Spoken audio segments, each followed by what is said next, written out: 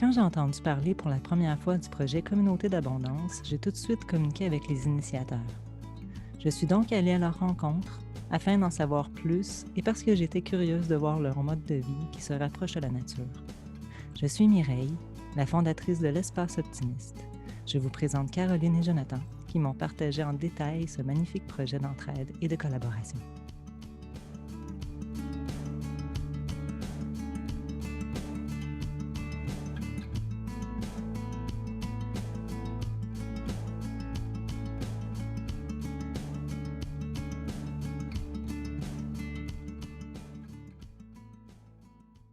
Ici, on est en train de décortiquer des noix de noyer noir. Ça ressemble à ça. Quand il va être mûr, il va être tout noir. Puis nous, avant qu'il soit noir, on enlève la pleure comme ça ici. Ça se fait bien avec les doigts. Puis ça s'appelle la broue. Avec ça, on pourrait faire de la teinture. Dans le temps, les femmes se teignaient les cheveux en noir, puis ils teignaient les vêtements avec ça. Puis nous, on va faire des tests d'encre. Et la noix à l'intérieur, elle ressemble un peu, on voit pas très bien, là, mais elle ressemble un peu à une noix de Grenoble. Puis la casse est extrêmement dure à casser. Il faut un étau au moins, là, ou une massue. Des fois, ça décourage les gens. Mais il y a une très bonne noix à l'intérieur, très nourrissante, qui se trouve là. Alors, on va les laisser sécher, puis on va les récolter plus tard.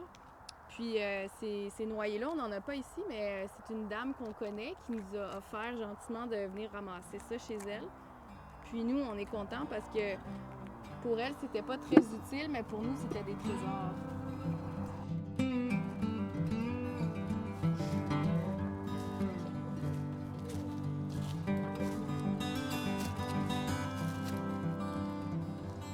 Le lien avec notre merveilleux noyer noir et la communauté d'abondance, dans le fond, c'est comme Caro vient de dire, c'est de rallier les gens pour qu'il y ait une matière ou un savoir ou quelque chose est facilement partageable, voire même est un déchet, puis qui va profiter à quelqu'un d'autre. Des exemples de ça, là, il y en a plein, puis il y en a partout. Donner un exemple, nous, on a bâti un atelier avec des palettes récupérées, des échanges comme ça avec des gens. On en a fait pour des poires, on s'est batché en poires séchées, en compote de poires, en poires en pâte de poire aussi déshydratée, en plein de choses. Puis là, ce volet-là, dans le fond, dans la communauté d'abondance, est déjà actif. Fait qu'il y a déjà comme une douzaine de villes qui ont embarqué. C'est vraiment une initiative citoyenne. Nous autres, on lance l'idée, on donne des outils aussi aux gens pour bien gérer ça de façon facile, mais ça dépend juste de la motivation des gens, dans le fond, à le faire. Fait que des exemples comme le noyer noir, là, il y en a plein. Il y a plein de gens qui ne savent même pas les ressources qu'il y a chez eux, dans le fond, puis que c'est complètement gratuit. En plus, on crée des liens entre nous autres quand on va les échanger. Fait que le but des pages d'abondance des villes des personnes, c'est de multiplier ce genre d'échange-là en dehors du concept d'argent, dans le fond, parce que si quelque chose est pour être mis à la poubelle ou ne sert juste pas, il n'y a pas de raison qu'on implique ça là-dedans. C'est donner sans espérer autre chose, mais on peut aussi échanger sur ces pages-là. Fait qu'échanger des heures de service contre des biens, échanger de la formation contre d'autres formations sur d'autres sujets. Peu importe, l'idée, c'est de créer de l'abondance, de sortir de quand j'ai besoin de quelque chose, il faut que je donne de l'argent à une multinationale ou une grosse entreprise. On a beaucoup plus à s'offrir entre nous qu'on pense.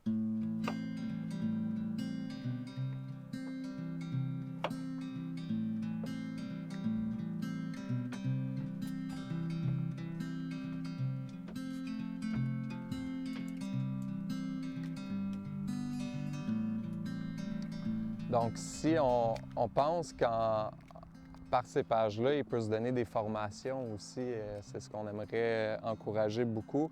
Créer des événements sur des sujets où est-ce qu'il peut y avoir pas juste un formateur, mais plein de monde, tu sais. Sur Abondance Sherbrooke, présentement, là, ils sont en train de monter une conférence sur le savon, la saponification à froid. Fait que, tu sais, c'est une dame qui est juste passionnée de tout ça, puis elle n'attend pas d'argent nécessairement en retour. Je pense qu'elle doit en faire, elle doit avoir une business ou quelque chose, mais ça lui fait plaisir que les gens apprennent ça parce que c'est bon pour l'environnement, c'est bon pour les gens, puis c'est bon pour toute la société aussi de se réapproprier ces choses-là. Fait qu'elle va donner une formation gratuite, tout le monde peut y aller. Nous, on est allé donner une formation l'autre jour sur les champignons sauvages comestibles. Fait que c'est ce genre d'initiative-là qu'on veut créer puis répéter. Pour aller encore plus gros même, il y a plein de gens qui ont des super gros terrains puis qui ont besoin d'aide un petit peu. Ça peut être un échange gagnant-gagnant de trouver quelqu'un avec un gros terrain puis d'aller habiter chez eux en échange.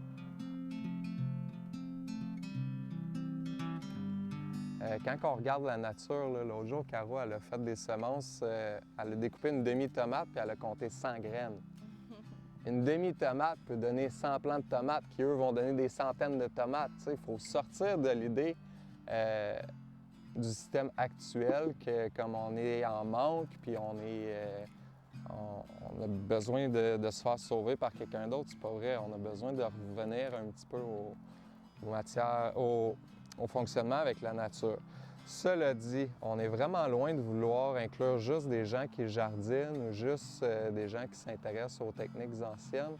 On veut vraiment créer quelque chose de large avec ces pages-là. Donc, autant si c'est pour échanger quelque chose qui ne te sert plus, un vieux matelas ou parce que tu as, je sais pas, tu as des pneus d'hiver à changer, puis au lieu d'aller payer au garage, bien, tu peux aller faire du ménage 1 heure chez un mécano qui, lui, va prendre 1 heure pour changer tes pneus, tu sais.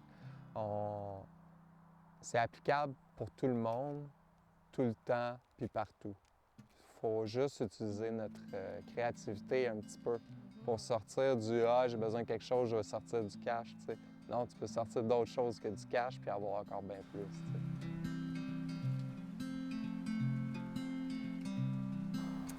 L'échange de temps, surtout, parce que dans le fond, il y en a qui pourraient se sentir exclus parce qu'ils se disent « Ouais, mais moi, j'ai rien à donner, j'ai pas de formation à offrir. » Sauf que le temps, tout le monde en a, en fait. Puis c'est ça qui est précieux, puis c'est ça notre monnaie dans la vie, moi, je pense.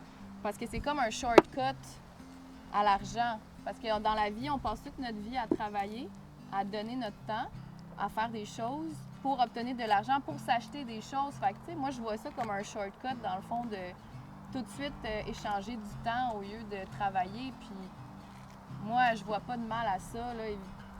Ceux qui travaillent fort, tu sais, j'ai travaillé fort moi aussi dans ma vie, mais aujourd'hui, j'en vois pas tant l'utilité, là. Je peux travailler fort autrement puis être satisfaite de moi-même en faisant des choses pour moi, en fait, puis pour les autres, sans attendre d'argent, tu sais. Ce feeling-là d'avoir besoin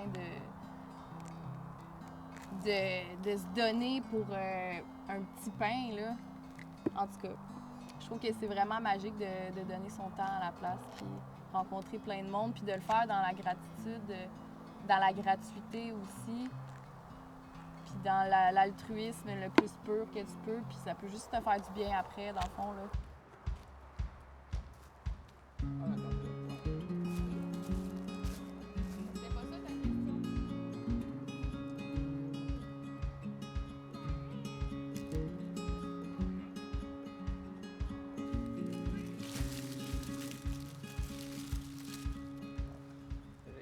Super, oui. D'un bon puck.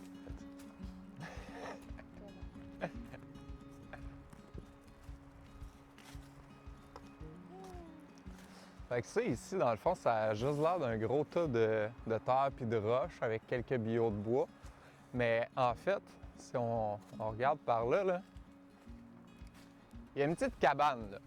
Dans cette cabane-là, il y a un tunnel qui est en profondeur. Quand on descend dans le fond, on est en dessous du niveau de la terre. Il y a un autre tunnel qui va dans le même sens, dans le fond. Puis après ça, on arrive à une porte. Derrière cette porte-là, c'est-à-dire en dessous d'où Caro est assise. Il y a le père Fouras. Fait que tout ça, c'est une chambre froide. C'est une grosse pièce. Puis cette pièce-là est réfrigérée. Elle ne gèle pas l'hiver, puis elle ne devient pas chaude l'été parce qu'elle est assez basse dans la terre pour être en dessous du niveau du gel. Fait que finalement, ce qui s'occupe de toute de garder nos légumes, c'est la température de la terre, tout simplement. Fait qu'on a une méga chambre froide pour juste le coût et l'énergie de l'avoir bâti.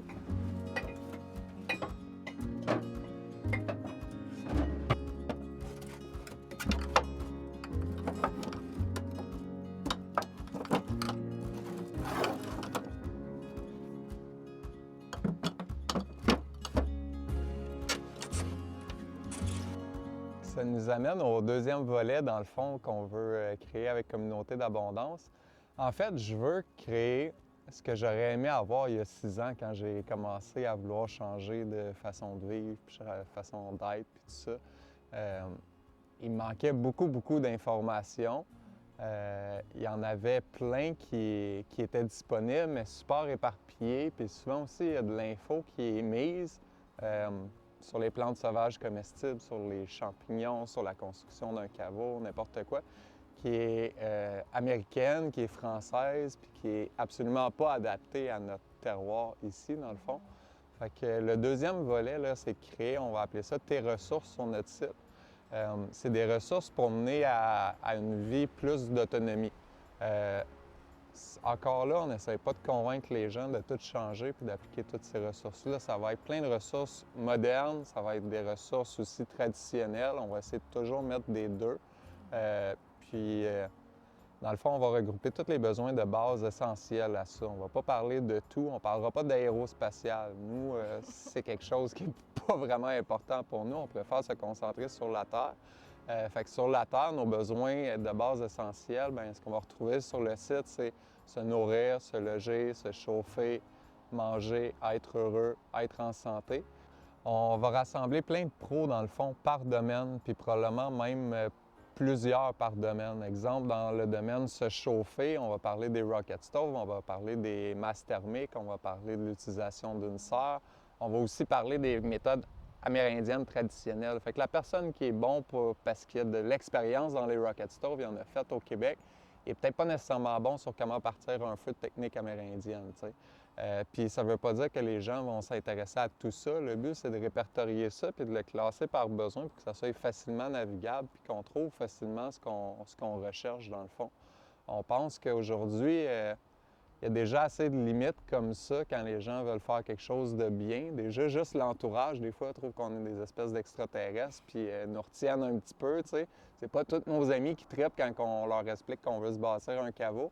Bien qu'au moins, si quelqu'un veut vraiment le faire, il trouve les ressources puis qu'il ne fasse pas quelque chose puis que ça ne marche pas parce que là, ça vient de France puis que c'est pas adapté à ici.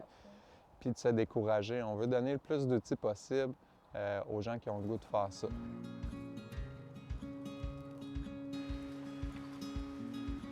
Dans le fond, le but, c'est que ça soit facilement navigable puis que n'importe qui peut s'approprier une chose avec une autre puis que ça ne soit pas un autre problème qu'on a vu souvent. En fait, il y a plusieurs problèmes. Je vais commencer par un, ceux qui donnent de l'information, mais que c'est payant. Parce que, exemple, moi, je voudrais être professionnel puis montrer aux gens comment faire des caveaux. Bien, ça serait dans mon avantage d'en donner juste un peu pour que là, ils achètent ma formation d'après. Ça serait dans mon avantage aussi de faire travailler des matériaux. Exemple, de ne pas parler de mettre des pierres dans notre caveau avec du ciment parce que je suis sponsorisé par la compagnie de ciment, tu sais. Fait que ça, c'est une des problématiques par rapport à l'info qu'il y a, qui se trouve présentement. C'est pas tout le monde non plus. En fait, il y a beaucoup de monde qui n'ont pas d'argent puis qui auraient besoin de ces informations-là. Selon moi, c'est ceux qui en auraient le plus besoin. Donc, ça fait pas de sens qu'on aille à payer des milliers de dollars pour aller apprendre c'est quoi les plantes qui se mangent dans le bois, tu sais. Puis l'autre problématique que je vois aussi par rapport à l'info qu'on trouve présentement, c'est que souvent, c'est regroupé par sujet assez pointu. Puis moi, ma façon de voir ça, c'est que c'est vraiment tout interdépendant, tu sais. On ne peut pas parler d'apprendre à faire son propre cordage à des gens qui vont travailler 60 heures semaine puis qui n'ont pas du tout de temps, tu sais. On ne peut pas parler d'autonomie alimentaire si on n'a pas de place pour stocker les légumes. Tu sais, une chose mène à une autre. Fait que de regrouper tout ça puis de laisser le choix aux gens, dans le fond, dans quoi ils veulent sauter puis s'approprier eux-mêmes parce que ça leur tente puis qu'ils sont rendus là, C'est ça le but de la section ressources. Puis c'est une continuité de la section région, dans le fond. On veut que ces deux sections-là, en fait, on veut que toutes les sections de communauté d'abondance, même si on les sépare, sont en lien, sont profondément interdépendantes.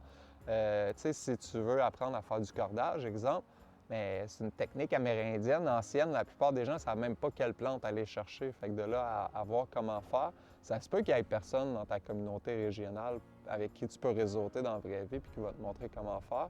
Bien, tu vas pouvoir aller sur la ressource qui est englobante pour toute la communauté d'abondance au Québec. Puis même dans le meilleur des cas, tu vas pouvoir aller l'apprendre sur Internet, puis après ça, te mettre mentor sur ta page régionale pour pouvoir le montrer aux gens autour de toi.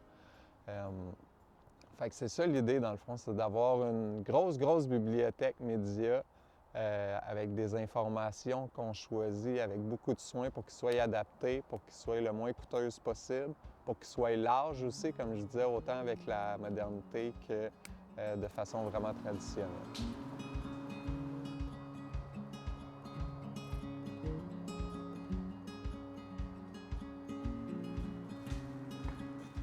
Fait que dans le fond, cette section-là, c'est énormément de travail. On veut des gens qui n'ont pas juste lu quelque chose, on veut des gens qui l'ont appliqué et que ça fonctionne, c'est que c'est vraiment vérifiable. Fait qu'on ne va pas se presser pour remplir les sections qu'on n'est pas capable de remplir encore. Mais il y a beaucoup de sections qui vont être remplies dès le début. Dans le fond, ça va être des sites web par rapport, à exemple, à la production de semences. Bien, moi, j'ai fait une vidéo, il n'est pas absolument complet. On va mettre les informations complémentaires, on va mettre mon vidéo, puis il va y avoir des groupes Facebook aussi. Moi, je trouve que c'est vraiment... Nous, là, ça nous a apporté énormément dans notre cheminement, ces groupes-là. Encore là, c'est des gens qui sont là par passion, pas parce qu'ils ont quelque chose à retirer de nous. C'est vraiment parce qu'ils aiment ça. Fait qu'on peut apprendre à multiplier des arbres fruitiers à l'infini pour rien pantoute, puis se retrouver avec un verger comme ça n'a pas de bon sens chez nous. Donc, c'est ce genre d'informations-là qu'on veut donner via des sites web, des vidéos qui sont déjà produites, mais qu'on va rapatrier. Les sujets qui ne sont pas encore couverts, on veut impliquer nos membres aussi. Donc, en regardant dans la section, ça va être marqué les sections qui nous manquent encore, qu'on n'a pas les compétences pour ou qui n'ont pas été testées encore. Bien, ça va être une façon de s'impliquer si tu as envie pour nourrir cette grosse ressourcerie-là. Puis, nous, on a déjà des vidéos qui s'en viennent, là, qui ont été tournées sur la production de semences de potager, la production de semences, puis l'utilisation en cuisine aussi des semences de plantes sauvages comestibles. Je vais en faire un autre sur les semences des arbres, comme le noyer noir qu'on a vu tantôt. On en a sur le tannage des pots parce qu'il y a plein de chasseurs qui tuent des bêtes puis qui, finalement, ils font rien avec. Puis là, on achète du textile au magasin. Pour moi, c'est un non-sens. On va en faire un sur le caveau, mais on va aller visiter 4 autres caveaux aussi. Puis on en a un aussi, 2 en fait, qui arrivent sur justement la reproduction d'arbres fruitiers d'une façon super simple pour recréer des arbres qui vont vous donner des fruits chez vous. Fait que dans le fond, ça, c'est un prototype qu'on a développé ce printemps. C'est un déshydrateur que je voulais seulement solaire au début. Ça n'a pas fonctionné, là. J'aurais dû avoir beaucoup plus de captation comme ça de fenêtres avec des roches dessous pour créer assez de chaleur pour monter puis déshydrater. On l'a tourné en combo dans le fond, fait qu'on a une petite lampe électrique, puis ça pallie pour quand il ne fait pas assez de soleil longtemps ou dans le cas de celui-là, qui est juste pas assez efficace dans le fond pour déshydrater juste avec le soleil. Fait que c'est le genre de truc qu'on va pouvoir voir sur la section ressources qu'on parlait tantôt. Dans le fond, ça existe des gens qui le font puis que ça marche juste avec le soleil. Fait que c'est ça qu'on va vouloir trouver puis qui nous montre comment faire puis qui partagent les outils complètement gratuitement dans le fond. Fait que le principe de base, là, c'est qu'il y a des petits trous ici, l'air rentre, les pierres sont chauffées par le soleil. Là, il aurait pu être teinte en noir avec du noyer justement qu'on a récupéré.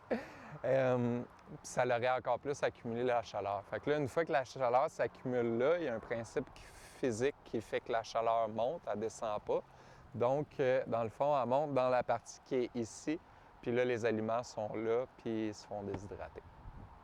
Fait qu'on peut aller regarder en dedans qu'est-ce que ça a de l'air.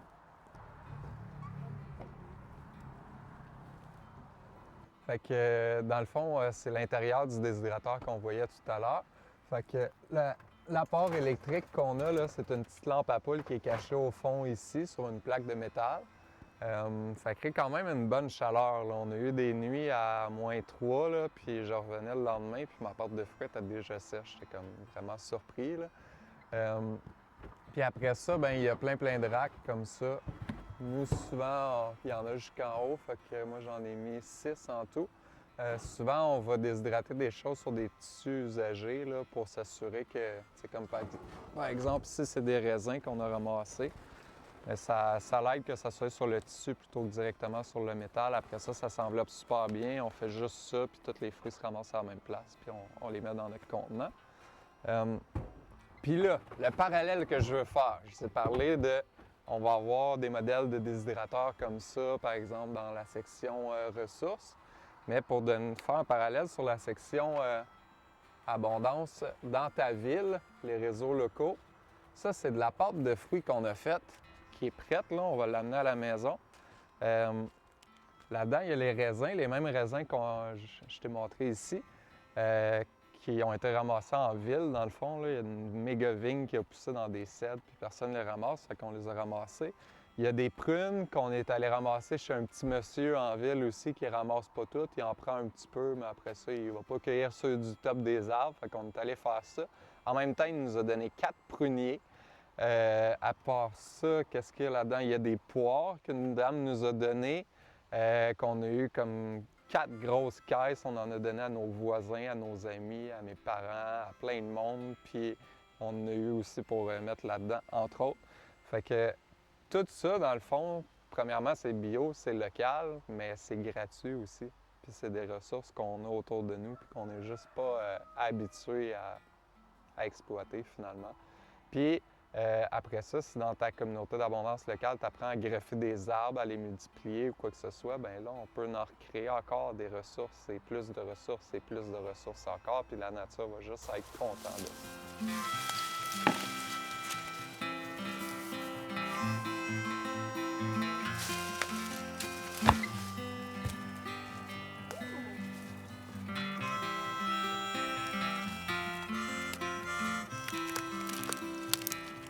Le troisième volet de communauté d'abondance, ça va s'appeler sur le site « Tes législations ».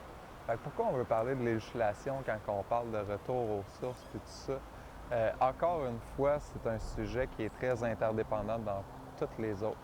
Est-ce que tu savais, toi, que, par exemple, ça prend une grosseur minimale de maison? Tu ne peux pas décider d'habiter dans une mini-maison. Dans bien des municipalités, ils veulent que tu grossisses, tu bâtisses plus gros. Nonobstant tes besoins puis ton intérêt, ta réalité monétaire, tout, ça prend une grosseur maximum. Savais-tu que c'est obligatoire de chier dans l'eau potable? On pourrait composter nos caca et nos pipis, mais on le fait pas parce que c'est illégal. Est-ce que tu savais qu'on ne peut pas faire de fromage au lait cru au Québec? C'est illégal. Le MAPAC, le ministère de l'Agriculture et des Pêcheries du Québec, dit que c'est pas salubre de faire ça, mais en même temps, on en importe de France qui sont faites exactement de la même façon. Savais-tu que le zonage est important? Un terrain zoné vert comme celui-ci ici, un agriculteur pourrait l'acheter, tout raser, faire une monoculture de maïs, que ça soit ou non biologique en fait, puis c'est surtout pas biologique dans le coin ici ce qu'il y a et c'est OGM, mais on peut pas se construire une maison. Savais-tu que sur un terrain zoné agricole, même s'il y a déjà un bâtiment, même s'il est tout déjà raccordé à l'électricité, puis même s'il suit toutes les règles du bâtiment, il est assez gros, on chie dans l'eau potable, on est raccordé à Hydro-Québec, malgré tout ça, tu peux pas avoir quelqu'un qui va venir habiter dans ce logement-là, à moins que ça soit pour faire un gros projet agricole. Fait qu'encore une fois, c'est très interdépendant des autres volets de la communauté d'abondance, le volet légal ou législation. C'est pour ça qu'on veut s'en mêler. Il y a plein de gens qui veulent faire des alternatives vraiment cool présentement, puis qui sont retenus parce qu'ils n'ont pas le droit. souvent, c'est des lois qui avaient un sens à la base. Par exemple, le fait d'avoir besoin d'une fosse septique, puis tout ça, champ d'épuration, c'était pour protéger l'environnement parce que les gens faisaient n'importe quoi. Notre position, c'est qu'on veut surtout pas que les lois disparaissent pour laisser place à n'importe qui de faire n'importe quoi, n'importe où. Mais il y avait une ignorance quand ces lois-là ont été mises. On ne connaissait pas la phytoépuration, qui est d'avoir un champ d'épuration, dans le fond, mais fait avec des végétaux. Tu sais, c'est les roseaux qui filtrent ton eau. Puis ça le fait pas mal mieux qu'un tuyau de PVC qui passe dans du sable. On ne connaissait pas les toilettes au compost non plus. En tout cas, les gens qui ont créé les lois ne le savaient pas. Sinon, il y aurait c'est pas légal, sauf si vous êtes capable d'avoir une phytoépuration sur votre terrain, si vous êtes capable de faire, de gérer adéquatement une toilette au compost, bien, c'est permis. Fait que c'est le genre de changement de loi qu'on aimerait voir évoluer, dans le fond. On ne sait pas encore exactement comment. C'est une personne qu'on recherche, là, la personne qui va nous aider à monter tout ça. Pour donner l'exemple, un autre exemple de savais-tu que c'est pas légal? Savais-tu que juste au point de vue municipal, souvent il y a des municipalités qui empêchent les citoyens de faire des jardins sur leur devanture de maison? Savais-tu qu'on ne peut pas faire sécher notre linge sur notre galerie dans bien des places? Fait que... C'est un souci d'esthétique. Puis là, on est juste dans le niveau municipal, mais il y a le provincial, puis après ça, il y a le fédéral. Puis là, on parle même pas des normes sociales au travers de tout ça, que même si c'est légal, mais que ton voisin n'est pas d'accord. Donc, ce qu'on aimerait, c'est de pouvoir ouvrir tout ça, puis c'est la personne qu'on va trouver qui va nous montrer un petit peu. Nous, on sait quel résultat on veut atteindre. On ne sait pas encore nécessairement par quel chemin. Ça va probablement emprunter plein de chemins différents. On a des idées de mouvements qui se font déjà en France, par exemple, sur les habitats légers, les habitats alternatifs qui sont faits que de matériaux recyclés ou de matériaux naturels qui ne suivent pas des codes du bâtiment ou sur des zonages inadéquats selon la loi, mais ils ont réussi à gagner des causes, puis là, créer des jurisprudences. Puis à cette heure, les gens qui veulent juste construire une petite cabane puis avoir la paix, puis qui ne veulent pas un gros condo, puis une toilette avec de l'eau potable dedans, bien, ils peuvent, tu sais. Mais tout ça va être possible quand on va avoir une équipe de feu qui connaît les lois puis qui veulent gratuitement nous aider là-dedans avec leur bonté de cœur.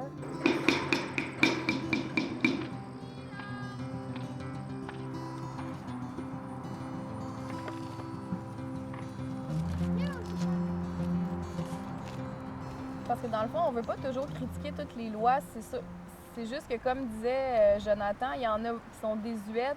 À la base, ils étaient là pour protéger l'environnement, mais maintenant, elle fait le contraire. Donc, il faudrait juste utiliser notre logique pour faire en sorte que ça soit mieux fait. Tu sais, on veut pas que dire à tout le monde de faire des toilettes au compost puis de les mettre n'importe où, tu sais, ça fonctionne pas. C'est juste qu'il faudrait des nouvelles lois par rapport à ça, pour parler de comment entretenir ton compost, puis quelqu'un qui vient vérifier, moi, j'aurais pas de problème, des gens qui viennent s'assurer que c'est bien fait. C'est juste qu'il faudrait que ça soit premièrement accepté, puis qu'on arrête de juste faire des choses plus compliquées, que ça, c'est tellement simple qu'on dirait que c'est compliqué à comprendre parce que c'est trop simple. Tu sais, les lois qui sont en place, on veut qu'ils soient utiles avant tout, puis qu'ils fassent du sens, puis qu'ils soient cohérentes avant tout pour les citoyens, dans le fond. Tu sais, si on a un système, puis tout ça, je veux dire, c'est pour nous protéger, c'est pour nous représenter.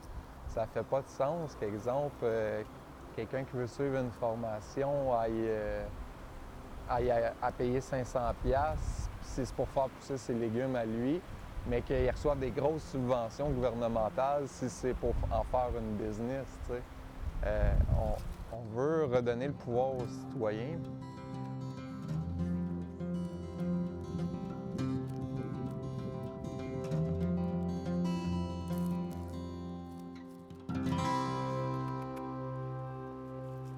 Quelqu'un qui vient faire une monoculture sur un terrain forestier, là, il va rentrer avec des bulldozers, il va rentrer avec beaucoup de produits chimiques, puis il va avoir toutes les accréditations pour faire ça. À côté de ça, quelqu'un qui veut juste creuser un petit étang à côté de son jardin pour pouvoir créer un milieu humide, bien, il va se faire taper sur les doigts. Tu sais, ça n'a pas de sens.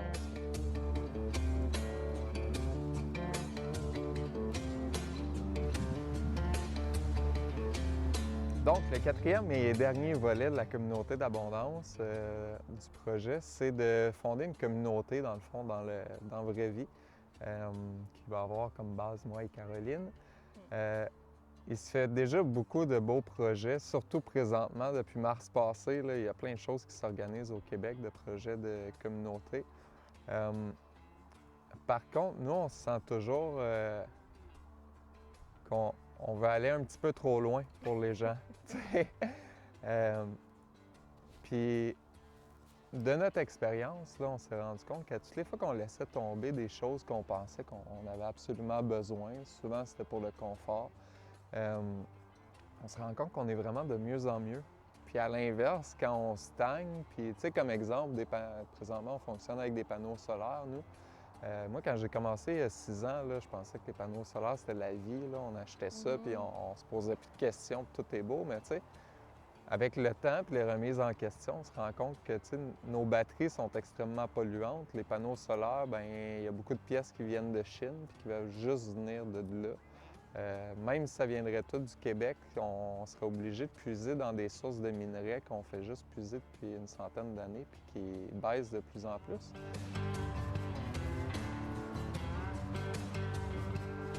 Nous, on pense, dans notre vie personnelle, ça fait longtemps qu'on sait qu'on veut vivre en communauté. On croit beaucoup, beaucoup en la force du nombre, tout ça. Spécialement quand c'est dans un but de décroissance. Plus qu'on laisse tomber de modernité, plus qu'on a besoin les uns des autres. C'est inévitable. Si on n'a plus de machine puis on est tout seul, bien, on a vite une limite de force par rapport à des grosses choses qu'on doit porter. C'est pas tous les jours, mais quand ça arrive, qu'on a besoin d'une grosse roche ou d'amener un gros arbre, c'est le fun d'être 15 personnes pour pouvoir le faire. Mais dans nos démarches pour trouver des gens avec qui s'implanter, on se rendait compte que ça faisait beaucoup peur, l'idée de faire sans Moi, j'appelle ça des intrants modernes, là, dans le fond. C'est de bâtir un mode de vie qui serait... C'est sûr qu'on va utiliser des choses modernes pour le bâtir au début, mais toujours en fonction de savoir que si on aurait été 15, on aurait été capable juste avec des façons traditionnelles, des choses qui viennent de la nature. Mais au courant des 10 premières années, peut-être, là, notre but premier, ça va être de ne plus avoir à aller chercher quelque chose à l'extérieur pour pouvoir mener les activités, de se loger, se nourrir, se chauffer, puis tout ça, que ça soit vraiment fait avec la nature.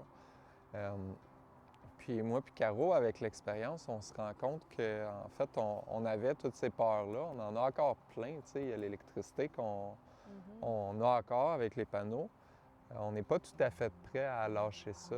On pense qu'il faut remplacer les choses. Puis exemple, de ne plus avoir d'ordinateur puis de réseaux sociaux, pour nous, ça va se remplacer par une communauté dans la vraie vie. On ne peut pas juste enlever ça puis arriver à d'autres choses. Mais quand on fait les changements, parce qu'on est rendu là, on est à l'aise, puis c'est plus facile pour nous de changer que de continuer avec l'idée de la dépendance un peu.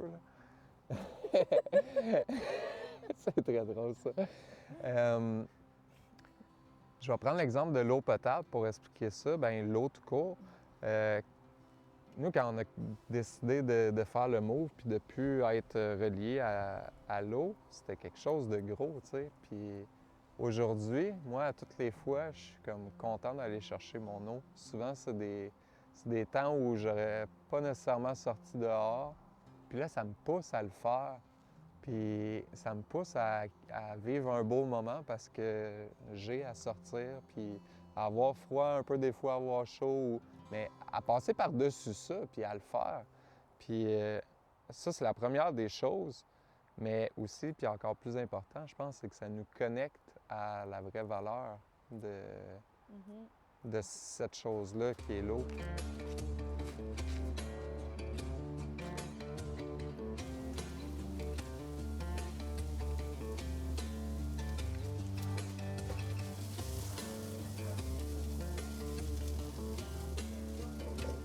Ça nous arrive tout le temps des choses comme ça où est-ce que notre instinct, si on veut, ou notre réflexe plutôt, là, c'est pas l'instinct, mais notre réflexe, c'est de dire ah, maudit, ça va être plate, tu sais.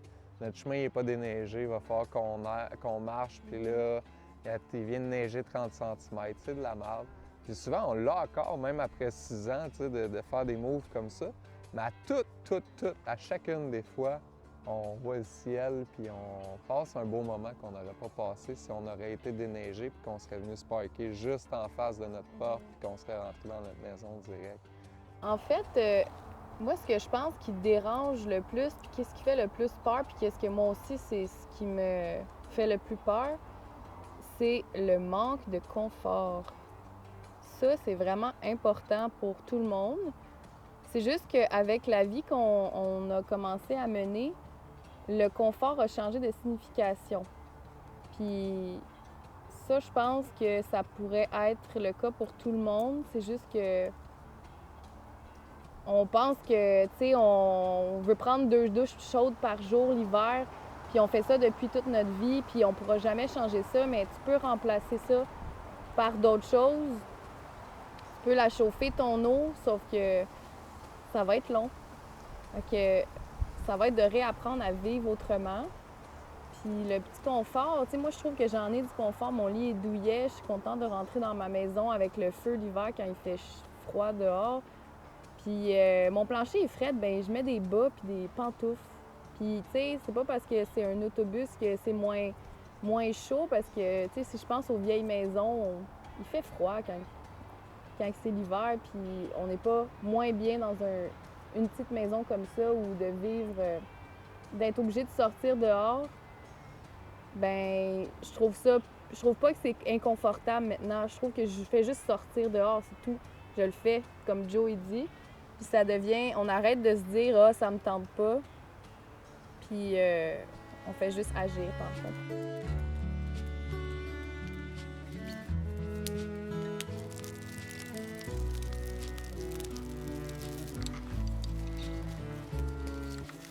On voit aussi beaucoup de magie par rapport au concept de retour aux sources en communauté. Tu sais, exemple, dans les discussions d'éco-village, moi je vois souvent, puis là j'ai parlé de ça hier, Caro va trouver que je me radote peut-être un peu, mais je m'assume. On parle souvent de comme les gens qui vont prendre des choses, que ça soit équitable et tout ça. Mais tu sais, si on se transporte dans un mode de vie qui est plus ressemblant aux Premières Nations, puis on imagine le gros gars super grand, puis super gros, qui est fort, qui mange 2 à 3 fois plus que tout le monde, puis tout le monde a participé également à faire la bouffe. Fait que là, les gens souvent sont comme, ben ouais, mais là, ça va créer des chicanes, ça. Mais dans un contexte de tribu, là, la personne qui mange 2 à 3 fois plus, elle va porter 2 à 3 fois plus aussi. Fait qu'il n'y a pas personne qui va s'obstiner sur le fait qu'il mange 2 à 3 fois plus. C'est lui qui fait la grosse job tout le temps. Les personnes âgées qui sont plus utiles à la société, là, comme présentement, puis qui sont mis à part dans des centres, bien, ça va être les professeurs des plus jeunes.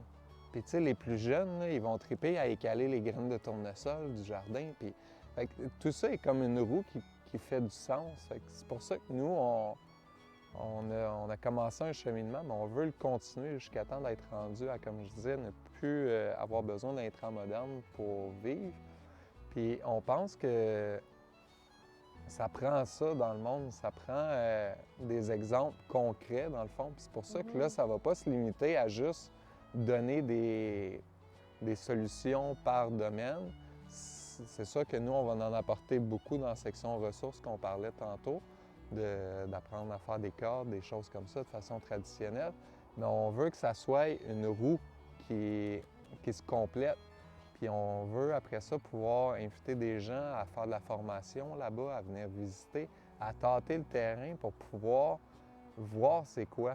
Tu sais, quand on est dans notre appart avec notre habitude et tout ça, ça se peut qu'on trouve qu'on ferait juste perdre des choses. Mais si on va sur place puis on se rend compte qu'il y a une super communauté, on mange comme des rois, on tripe, on a du fun, tout le monde chante puis danse le soir, puis qu'il n'y a pas de compétition puis ça.